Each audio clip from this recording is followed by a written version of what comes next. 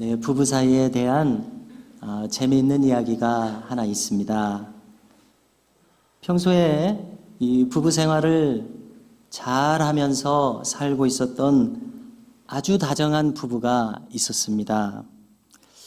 그런데 잘 지내다가 그만 별것 아닌 것으로 서로 토라져서 부부싸움을 심하게 하게 되었습니다.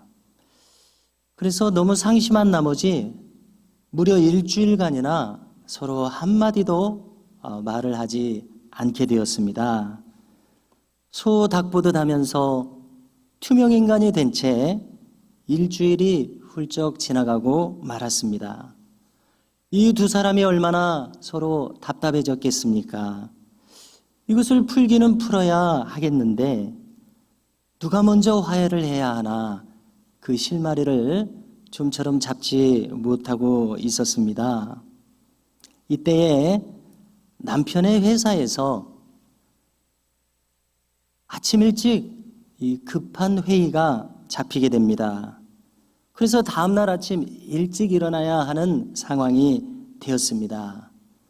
그래서 아내의 도움이 좀 필요한 거로 할 수 없이 화해를 청하게 되었습니다. 그런데 이 남편이 아직은 마음이 다 풀리지 않아서 선뜻 말을 꺼내기가 어려웠습니다. 그래서 말하기는 싫고 생각해낸 것이 쪽지를 써서 메모를 남기게 됩니다. 그래서 식탁 위에다가 메모를 남기기를 여보, 나 내일 회사에 가야 하니까 일찍 5시에 나를 좀 깨워줘. 이렇게 메모를 남겼습니다. 그래서 이 남편은 나를 깨워주겠지 하고 안심하고 잠을 들었습니다. 이제 다음 날 잘 자고 일어났습니다. 아니 시계를 보니까 이게 웬일입니까? 시간이 8시인 겁니다. 큰일 났습니다. 아유 왜 저 사람이 나를 안 깨워줬나 하고 불이 나게 일어나면서 바닥을 보니까 그만 머리맡에 쪽지가 하나 있는 겁니다. 내용은 이렇습니다. 여보 5시에요. 일어나세요. 이런 내용입니다. 예, 어지간히 참 말하기 싫었던가 봅니다. 이 남편부터가 제대로 화해를 했더라면은 부인도 말로 깨워줬을 텐데 이 자기부터 쪽지를 썼으니 그날 저녁에는 꼭 화해를 했었기를 바라는 마음입니다. 이 철학적 신학자로 유명한 이 덴마크의 죄렌 키에르케고르도 이 결혼에 대해서 남긴 말을 우리가 찾아볼 수 있는데요. 그의 저서 중에서 이것이냐 저것이냐에서 이렇게 말합니다. 결혼을 하라. 그러면 후회할 것이다. 또 결혼하지 말아라. 그래도 후회할 것이다. 결혼을 하든지 하지 않든지 후회할 것이다. 이렇게 말합니다. 그를 역설의 신학자라고도 별칭으로 부르고 있는데요. 그것은 이 인간의 존재 자체가 참 아이러니한 역설적 존재이고 또 무엇을 선택하든지 간에 선택은 불가피하다. 이렇게 피력하고 있습니다. 결혼 여부 자체에 대해서 근원적으로 우리로 하여금 숙고하게 만드는 발언이라고 생각을 합니다. 최근에 우리 한국 사회는 이 결혼관에 있어서 가정관에 있어서 많은 변화를 겪어왔습니다. 여러 가지 사정에 의해서 결혼을 하지 않으려고 하는 이 비혼주의가 성행하고 있습니다. 또 가정을 꾸렸어도 부부가 자녀를 가지는 데 있어서 참 소극적으로 되는 경우가 많아졌습니다. 그래서 그 여파로 인구 절벽이라고 하는 사상 초유의 안타까운 상황을 한국 사회는 이미 맞이했습니다. 또 인구와 산업이 수도권에 과밀하게 몰리면서 지방 소멸이라고 하는 이 위기감을 우리가 이미 느끼고 있습니다. 결혼이라고 하는 이 문제에 대해서 성경은 적극적으로 말씀하여 주시는 것을 우리는 찾아봅니다. 오늘 본문도 보십시오. 여호와 하나님께서 말씀하신다고 기록합니다. 말씀하시기를 사람이 혼자 사는 것이 좋지 아니하니. 누가 이 말씀을 부정할 수 있겠습니까? 조금만 생각해도 우리는 얼마든지 이 대목을 수긍할 수 있습니다. 그렇습니다. 혼자 사는 것은 시간이 지날수록 사람으로 하여금 고독하게 만듭니다. 또 우리가 흔히 군중 속의 고독이라고 하는 말도 듣게 되는데요. 이것은 아무리 많은 사람이 주변에 있어도 우리는 가까운 유대감, 친밀감을 원하는 것이 바로 사람이라는 것을 알게 합니다. 상호 간의 감정의 교류와 대화를 우리는 절실히 필요로 하고 있습니다. 인간이 결코 혼자 지낼 수 없는 것은요, 아무리 하루 종일 혼자 지내는 분도 이렇게 대중 매체를 통해서 보면 하루 종일 텔레비전을 틀어놓고 있습니다. 하루 종일 라디오라도 틀어놓고 있습니다. 사람의 목소리가 그리운 것이죠. 사람이 혼자 사는 것이 좋지 아니하니 내가 그를 위하여 돕는 배필을 지으리라. 아담하고 상의하신 것이 아니라 하나님 스스로 이렇게 결심하시게 되었습니다. 하나님은 아담을 두고서 이렇게 독백하시면서 내리신 특단의 대책이 있는데요. 그것은 돕는 배필을 지어줘야 되겠다. 이것이셨습니다. 여기 이 돕는 배필이라고 우리말로 참 멋지게 번역이 된 것 같습니다. 영어 성경을 찾아보니까 이렇게 되어 있는데요. A help meet for him 이렇게 되어 있습니다. 번역한다면 무슨 뜻이겠습니까?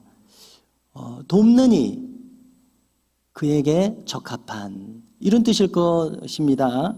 그에게 적합한 돕는 이, 이 돕는 배필인데요. 히브리어로 보면은 에셀이라는 말이 도움이라는 뜻입니다. 우리가 에벤에셀에서 한번 들어봤죠. 또 네게드라는 말을 쓰는데 그것은 상대방이라는 뜻입니다. 즉 에셀 네게드, 돕는 상대방 이런 뜻입니다. 그래서 여기서 우리는 이 돕는 배필이란 상대방을 도와줘서 그를 완전하게 하는 존재라는 뜻을 어렵지 않게 찾을 수 있습니다. 그러므로 여기서 우리는 부부가 서로에게 어떤 의미를 가지는 사람들인지를 잘 알게 됩니다.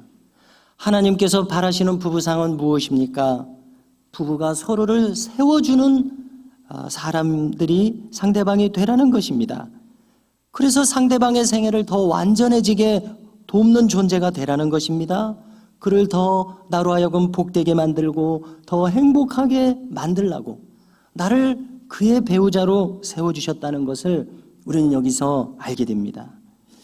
자, 우리는 지난번 말씀을 나눌 기회에 성 버나드의 하나님을 사랑하는 4가지 단계가 있다는 것을 나눈 적이 있는데요.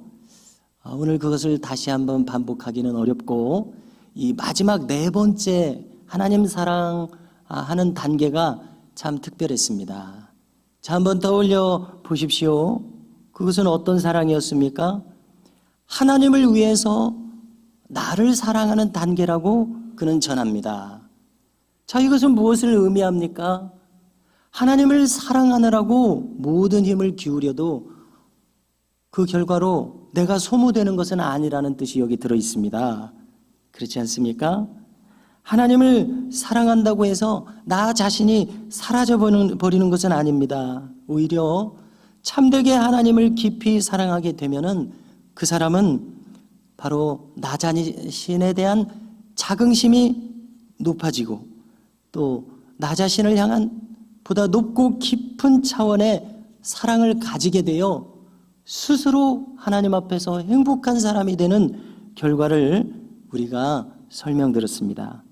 자, 그런데 이것을 부부 사이에도 한번 적용시켜 보십시오. 상대방을 도와서 완전하게 하고자 한다면 내가 그를 위해서 사랑을 드려야 됩니다. 그를 위해서 섬겨야 됩니다. 그를 위해서 나를 희생하기도 해야 합니다. 그런데 이렇게 상대방을 도움으로써 내가 소모되는 것이 아니라, 내가 처지는 것이 아니라, 상대방이 완전해지고 행복해질수록 나도 함께 높이 승화되는 원리를 우리가 여기서 발견하게 된다는 것입니다. 그렇지 않겠습니까? 그러나 반대로 나를 통해서 상대방이 불행하게 된다면 놀랍게도 나는 오히려 행복해지는 것이 아니라 나도 불행해지게 될 수밖에 없다는 것을 우리는 너무나도 잘 알고 있습니다. 그러므로 우리는 돕는 배필이 되어 상대방을 더 완전해지게 하고 더 복되고 행복해지게 하면서 동시에 나도 더 완전해지고 더 높이 승화되는 은혜가 우리 모두에게 있기를 주님의 이름으로 축복합니다. 주님께서도 오늘 이 말씀을 가지고서 결혼관에 대해서 교훈하시는 것을 우리가 복음서에서 찾아봅니다. 마태복음 19장을 보면은 바리새인이 질문합니다. 그들은 늘 악의적으로 질문하지요. 예수님을 곤란하게 만들기 위해서 질문합니다. 어떤 이유로 해서 사람이 아내를 버리는 것이 옳으니까 질문합니다. 예수님이 옳다고 하셔야 되겠습니까? 그런 일은 없어야 한다고 하시겠습니까? 어떻게 대답하십니까? 오늘 말씀을 들으셔서 사람이 부모를 떠나 아내에게 합하여 둘이 한 몸이 될지니라 하신 말씀을 읽지 못하였느냐? 그러므로 이제 둘이 아니요 한 몸이니 그러므로 하나님이 짝지어 주신 것을 사람이 나누지 못할지니라. 이렇게 성경 그대로 답하셨습니다. 그러자 이 바리새인들이 주님을 가만히 놔두지 않죠. 또 곤란한 질문을 덧붙입니다. 그러면 구약 성경에서 모세가 이혼 증서를 써주라고 한 것은 무슨 뜻입니까? 이혼을 허락한 것 아닙니까? 여기에 대해서 주님은 대답하십니다. 주님의 설명을 잘 해석해 보면은 그것은 사람이 악한 의도를 가지고 아내를 버리고자 할 때에 이제 그 아내가 이혼을 당하게 되면 고대 사회에서는 아내는 불이익을 받게 됩니다. 경제활동도 못하게 됩니다. 사람들에게 천대받습니다. 이렇게 인권이 너무나도 바닥을 치게 되므로 아내를 보호하기 위해서 정당한 절차에 의해서 이혼을 하게 되었다는 것을 증명해주는 이혼 증서를 써주게 한 것이다. 악한 의도 때문에 그렇게 할 수 없이 허용한 것이지, 그래 조금만 수가 틀리면 이혼해라 이렇게 한 것은 아니다, 이 뜻 아니겠습니까? 그러자 제자들이 이제 주님의 이 말씀에 대해서 코멘트를 합니다. 주님, 그러면 사람이 이렇게 할진데 장가들지 않는 것이 좋겠습니다, 이렇게 말합니다. 제자들은 아직 결혼하지 않은 제자들이 많았던가 봅니다. 사람이 이렇게 할진데, 이 무슨 뜻입니까? 결혼이 이렇게 비극으로 끝날진데 결혼하지 않는 것이 좋겠네요, 주님, 이런 뜻 아니겠습니까? 그러자 주님이 여기에도 덧붙이십니다. 사람마다 이 말을 받지 못하고, 즉 사람마다 혼자 살 수 있는 것은 아니다. 그리고 이야기하시기를 오직 타고난 자라야 할지니라. 그리고 중요한 한 가지를 덧붙이십니다. 그리고 천국을 위하여 스스로 홀로 사는 자도 있다, 이렇게 말씀하십니다. 그래서 주님은 결혼에 대해서 꼭 100% 못 박지는 않으시고 여러 가지 경우에 대해서 이렇게 언급하여 주신 것을 우리가 찾아보게 됩니다. 옳습니다. 주님의 마지막 말씀처럼 독신으로 전도한 바울이 있습니다. 또 지나간 교회사 속에서도 본이 될 만한 독신 신앙인들도 우리는 얼마든지 찾아볼 수 있습니다. 그러나 보다 보편적으로는, 보다 다수에게는 사람이 부모를 떠나 둘이 한 몸을 이루어 사는 것이 하나님의 보편적인 뜻인 것을 우리는 잊어서는 아니 될 것입니다. 결혼을 통해서 우리는 자녀를 낳고 인류를 지속할 수 있지 않습니까? 그렇습니다. 자, 그런데 여기서 비록 사도 바울이 부부의 삶을 그는 살지 않았지만은 그가 기록한 서신서에서 그는 많은 기회를 얻어 부부의 윤리를 교훈하고 있습니다. 자, 많은 본문이 있겠지만 그 중에서 디도서 2장 4절 이하의 권면을 함께 들어보고자 합니다. 그는 이 디도에게 당부합니다. 노년의 부모님들로 하여금 그 자녀 세대의 젊은 여자들을 교훈하도록 시키라. 그래서 디도 자신이 가르치게 한 것이 아니라 여기 참 재미있고 특별한 점은 노년의 부모님들을 통해서 젊은 여성들을 가르치게 하라. 이 점을 주목하게 됩니다. 그래서 읽어드립니다.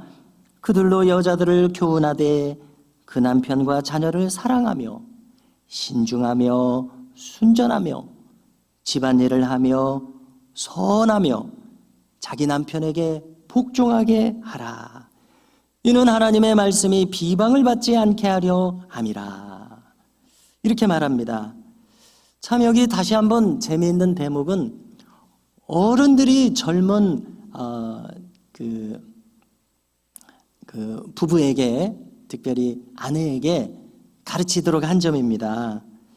우리가 이 현대 사회는 핵가족 시대라고 우리가 하지 않습니까?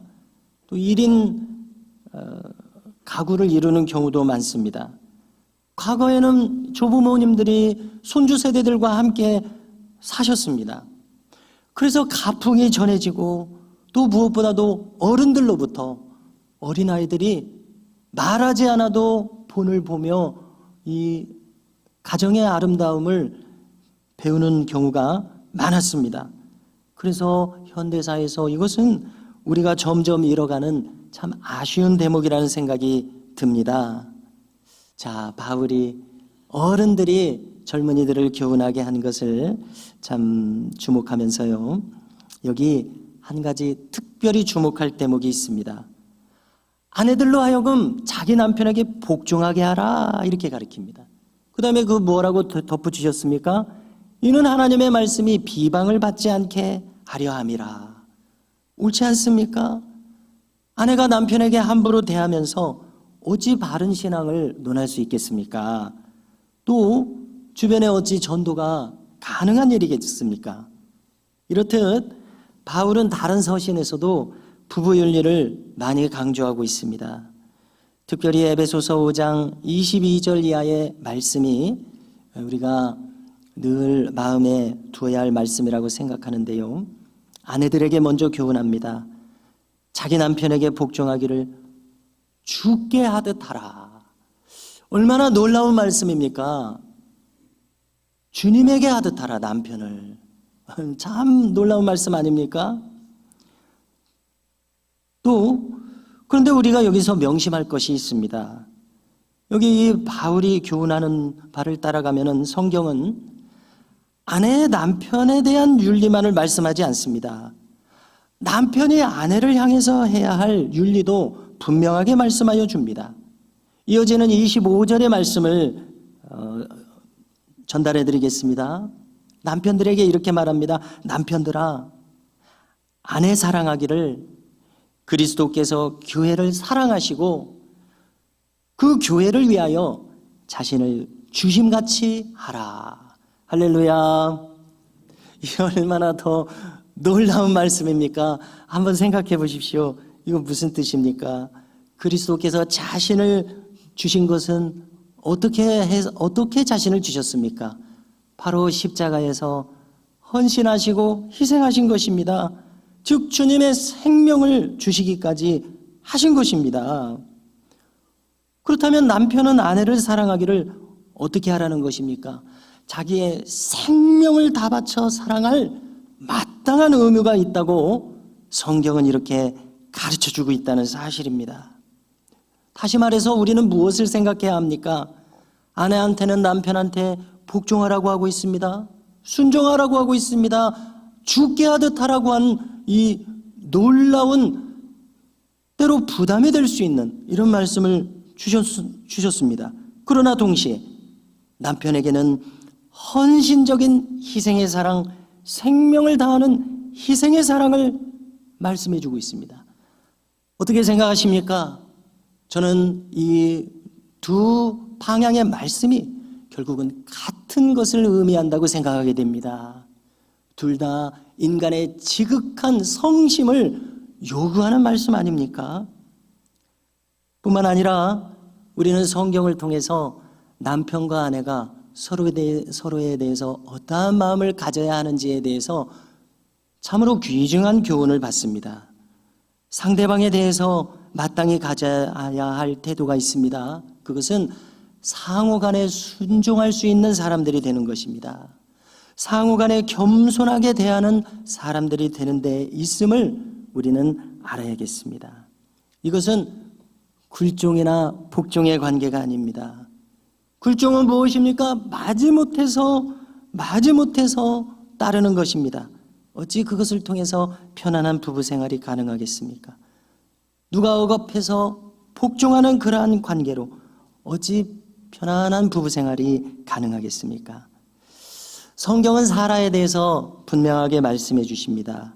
사라가 그 남편 아브라함을 향하여 주라 칭하며 선을 행함으로 두려움 없는 삶을 살았으니, 이것은 베드로서에서 찾을 수 있는 대목입니다. 자, 한번 생각해 보십시오. 아내 여러분, 남편을 여기 사라처럼 주라 칭하며 이렇게 존경할 수 있겠습니까? 이렇게 순종할 수 있겠습니까? 우리가 현대 사회는 여성운동이 발달되어 있습니다. 페미니즘이라고 하는 이 여성운동이 강하게 대두되어 있는데요. 그러나 여기서 우리가 한 가지 생각할 것이 있습니다. 많은 인권운동들이 그렇듯이 인권을 존중하다가 그만 선을 넘어버린다고 생각을 합니다. 우리가 요즘 대하고 있는 학생 인권 조례나 차별금지 법안 등의 이 평등법들이 그 법 이름 자체에서 주는 뉘앙스하고는 달리 인권을 존중하다가 마땅한 윤리와 도덕을 버리는 경우들입니다. 즉, 남편의 권위를 무시하고 남자의 권위를 무시하게 하는 방향으로 흘러가는 페미니즘은, 이것은 반성경적이라는 것을 현대사회를 살아가는 우리는 깊이 숙고해야 한다고 생각합니다. 그 흐름을 따라가다가 그 결과를 떠올려 보십시오. 가정 안에서 또 부부 사이는 파탄으로 치달을 수밖에 없습니다. 집안에 존경이 사라진다면 그 가정이 어떻게 되겠습니까? 그러므로 성경대로 사시고자 결단하고 흔들리지 마시기를 주님의 이름으로 권면합니다. 사라가 그 남편 아브라함을 향하여 주라 칭하여, 만일 여러분들도 그렇게 하실 수 있다면 사라의 이 생애를 축복하셨던 것처럼 이렇게 하시는 아내들의 생애도 하나님께서 반드시 축복하시리라고 저는 성경을 근거하여 이렇게 말씀드리고자 합니다. 베드로의 이 전하는 교훈을 우리가 주목해 보면 베드로도 결코 아내만의 윤리를 거론하지는 않습니다. 한번 들어보십시오.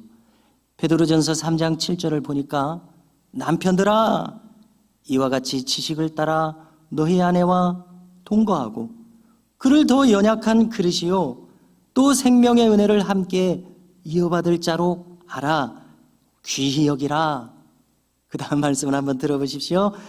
이는 너희 기도가 막히지 아니하게 하려 함이라. 참 놀라운 말씀 아닙니까? 이것은 베드로의 경험이 반영되어 있는 것 같아요. 바울이 말하지 않습니까? 나도 베드로처럼 아내를 데리고 다닐 권위 없겠느냐, 이렇게 말하는 것처럼 베드로는 전도하는 데 있어서 아내와 동행한 것 같습니다.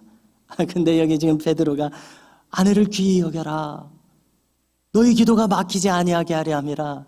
이건 자기 경험이 반영되어 있는 것 같습니다. 베드로의 성격이 어떤 성격입니까? 강하게 주장하며 밀고 나가는 성격이기에 때로는 아내를 거슬러서 무엇인가를 시도한 때도 많았겠지요.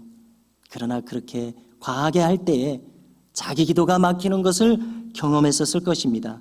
그렇습니다. 우리도 마찬가지일 것입니다. 우리는 전도자가 기도가 막히다니요. 참으로 얼마나 어려운 상황이겠습니까? 그러므로 우리도 나의 기도가 살아있고자 한다면 아내를 아끼는 마음을 꼭 회복해야 할 것입니다. 그 반대도 마찬가지일 것입니다. 이렇게 해서 우리의 기도가 살아있게 해야 할 것입니다. 과거 미국의 한 유명한 재무장관의 일화가 전해지고 있습니다. 이 부부는 아내가 재무장관이 되기 전에는 부부 교수로서 서로 각별하게 사랑하면서 행복하게 지내고 있었습니다. 그런데 아내가 출세해서 재무장관이 되다 보니까 아내는 늘 워싱턴에 가서 살다시피 합니다. 그래서 일주일 내내 아내의 얼굴을 볼 수조차 없게 되는 겁니다. 그런데 이 시간이 지나자 어떤 결과가 있게 되었는지 아십니까? 이 남편이 아내에 대한 아내와 남편의 이 서로의 유대감이 아주 깊었는가 봐요. 그래서 남편이 점점 아내를 못 보니까 삶의 의욕을 잃고 말았습니다. 기쁨을 잃고 말았습니다. 아무리 여성 인권 운동가들이 아내를 칭찬하고 아무리 주변에서 아내가 장관이 되었다고 높이 보아도 그런 것이 아무 소용이 없게 됐습니다. 그래서 이 상황은 악화가 돼서 이 남편이 그만 스스로 세상을 등지는 시도를 할 만큼 그러한 위기 상황으로까지 치달았던 것입니다. 이런 상황이 펼쳐지자 아내는 깜짝 놀랐습니다. 이러한 상황에서 내가 장관일을 보는 것이 무슨 소용이랴. 즉시 장관직을 사임했습니다. 가정을 택했습니다. 그제서야 잃어버린 가정의 안정과 행복을 찾았다는 것입니다. 여러분, 이 이야기를 통해서 우리는 무엇을 알 수 있습니까? 우리는 평범하게 그저 가정생활을 해나가고 있습니다. 아내와 남편 평범하게 하루하루 살아가고 있습니다. 또 자녀들과 함께 하루하루 살아가고 있습니다. 그런데 이 이야기를 통해서 우리가 알 수 있는 것은 이 평범한 일상 속에 크고 작게 주고받는 이 유대감이 바로 우리를 살게 하는 큰 힘이었다는 사실입니다. 그러므로 성도 여러분, 아내를 귀히 여기시는 이 필요성을 깨달으실 수 있기 바랍니다. 남편 여러분, 아내를 귀히 여기시고 아내 여러분들도 남편을 귀히 여기시며 또 자녀들을 소중하게 여기시는 깨달음이 우리 모두에게 있기를 간절히 소망합니다. 성도 여러분, 우리는 아내와 남편으로서 돕는 배필로서 부름받았다고 성경은 알려주고 계십니다. 성경은 매사에 우리로 하여금 죽게 하듯 하라는 놀라운 말씀을 주고 계십니다. 그러므로 아내는 남편을 존경하고 무슨 말이든지 따르며 또 남편은 생명처럼 아내를 사랑하는 이 마땅한 성경의 교훈을 우리는 꼭 기억할 수 있기를 바랍니다. 더 나아가서 우리는 서로에게 순종할 수 있고 서로에게 겸손할 수 있기를 바랍니다. 이와 같이 주께서 바라시는 대로 둘이 부모를 떠나 한 몸을 이루시는 은혜가 충만하시기를 간절히 소망합니다.